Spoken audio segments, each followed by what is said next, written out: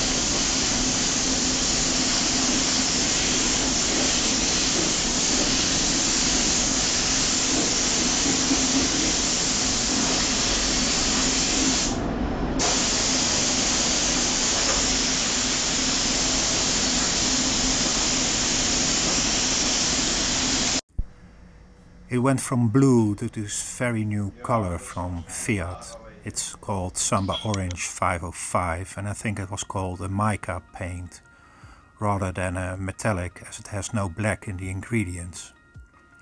That also made it quite problematic for the painter, as the base paint color was visible through the final coat. And so it had to be repainted again, and a total of 14 layers, base and top coat, were applied.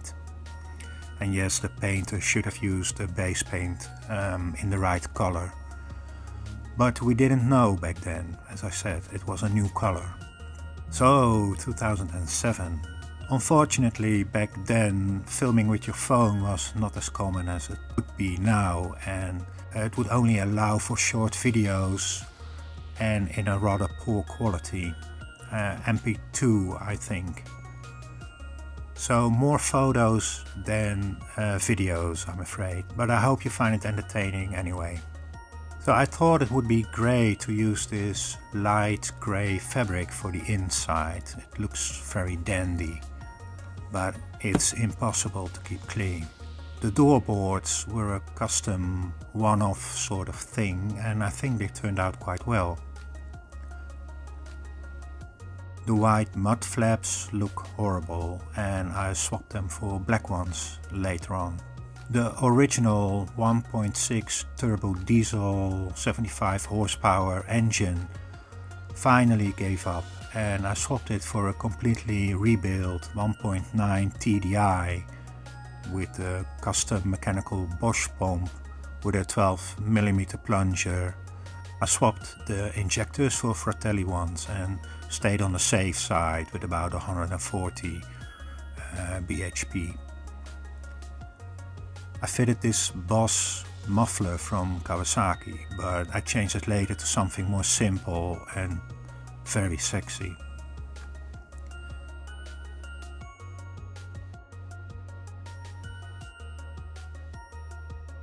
The intercooler is a full welded one with a temperature controlled fan.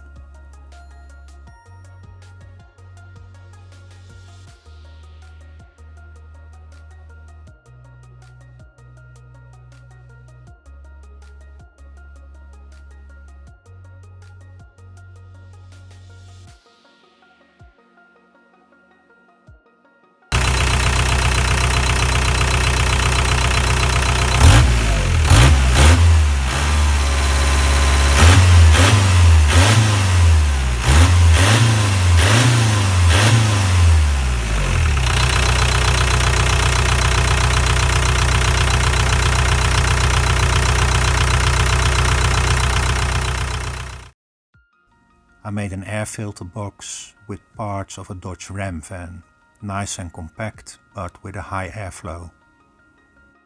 If you get bored, you can always paint your drive shafts. For the suspension setup I used cycle springs and Old Man Emu shocks. Because of the lift with the new springs, I used adjustable upper control arms from Burley, made in the USA. The brakes are Audi with 312mm cross-drilled front discs and 300mm rear ventilated rotors. And then there was a fire next door. The Syncro stood without a windscreen at the time because of painting the black bit underneath the windscreen and relocating the washer nozzles.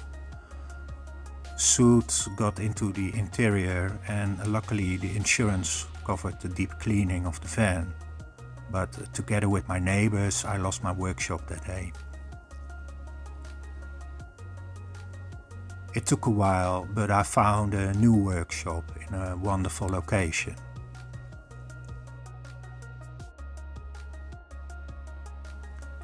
I fitted big air scoops to provide air for the intercooler, and how about these billet aluminium wheel nuts? It was not an easy decision to make, but finally it was time to cut a big hole in the roof and buy a trailer. I sort of got carried away with this thing.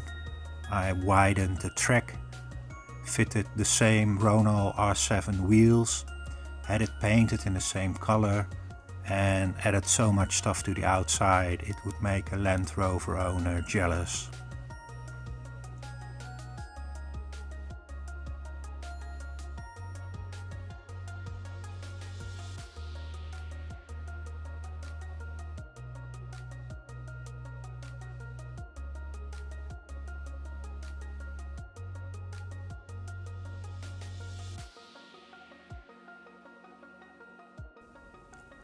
Bumper time. A lot of work had gone into making the front bumper, and when it was ready I figured I wanted a winch, so I made a new bumper. And while I was at it I thought an external roll cage would also be quite a nice addition, and this took me months to make.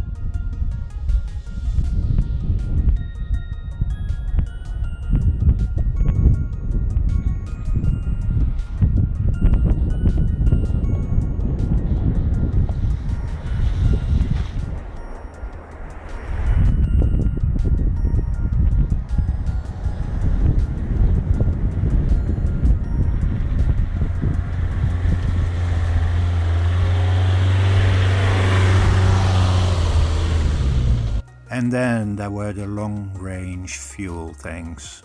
I made a wooden mock-up and then let the aluminium gods do their job in welding the whole thing together.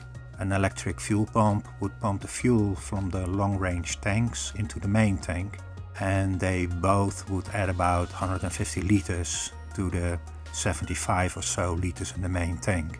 The cost of these tanks back then was about 700 euros, which in today's money is close to 2 kidneys and your firstborn child.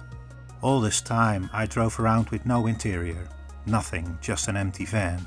If I went somewhere, I had to sleep in the trailer together with the dog. So I got this, I don't know, Westphalia maybe, interior, and I wrapped it in grey and had it fitted for exactly 1 week before I took it out, as I wouldn't fit behind the steering wheel anymore because of the driver's seat could not be moved back enough. So it was time for something more of my liking. And that meant many hours trying to fit as many storage spaces into a tiny van as possible. And a toilet. And a fridge. And an outdoor shower. And a diesel heater. And whatnot. I started with applying a rubber coating to the floor, then bitumen and Armaflex. I didn't want a kitchen as I don't like the whole van smelling like a cheap pizzeria, so the cooking would happen outside.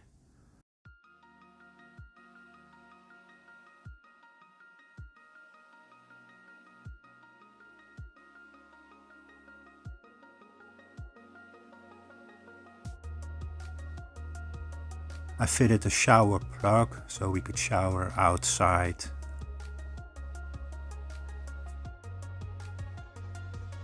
The bed was raised by 15 centimeters, so the chairs would fit underneath, and some tools. Well, a lot of tools. I mean a lot of tools and spare parts. I had a mattress custom made. I also added some rear strobe lights. In the rare event of breaking down, the rear hatch would be open to gain access to the engine, and so some extra warning lights make sense.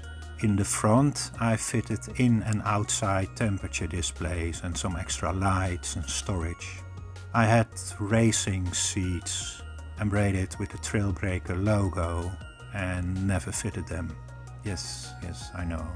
The exoskeleton was a very handy platform to fit a solar panel. And then we thought it would be great to buy a big tent that would connect to the van. It was massive. So I bought an awning from ARB. I even bought the side walls and all. I used them once for the picture and that's it. I carried them with me for years until I sold them.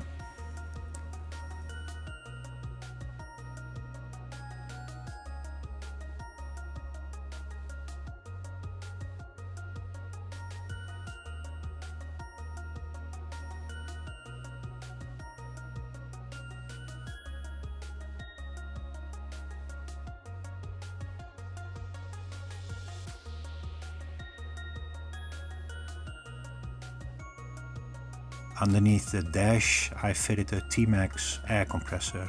Now that thing I used a lot, really well worth the investment. And how about my Wi-Fi setup? In the 12 and a bit years I owned the van, we did travel quite a bit, from Spain all the way to the Arctic. England, Wales, Scotland, France, Switzerland, Germany and more. Temperatures were sometimes pretty low. And it's a T3, so we broke down. And again. And some more. But in the end it was a great machine and I enjoyed her a lot.